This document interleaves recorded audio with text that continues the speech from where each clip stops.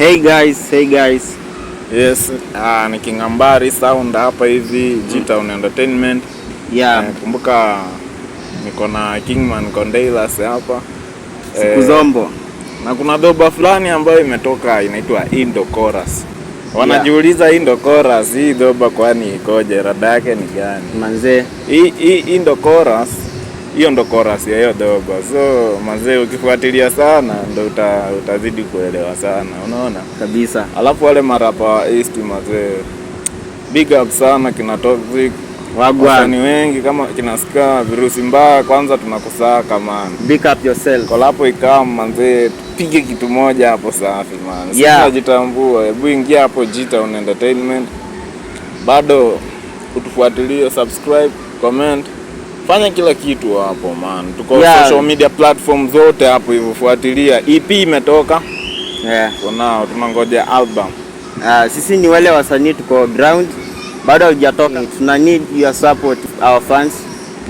Number ni 07 97 24 73 75 75 07 97 24 73 75.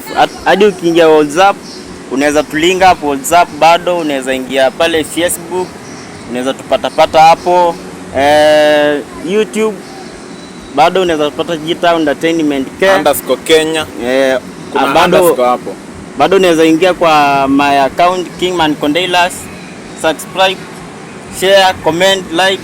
Na mimi na give thanks sana. Na hivi sasa Kingambari tunaambia mafanzi wetu kitu gani mzuri yenye maybe after hii wimbo yenye tumesema ndio chorus tunawaandalia. Hebu tuwaambie kidogo wapate kujua. Ndio wakazidi kujua. Kuna banga fulani inaitwa Maruana. Yeah. Maruana kufikia next week it will be released. Ndo tuzidi kufanya hizi mambo na video sasa. Yes, sir. Kitusubiri. Msijali maze, support kwanza group. Support yenu ndio muhimu. Support yenu ndio muhimu. Wanasemanga sharing is caring siku zote. Yeah man.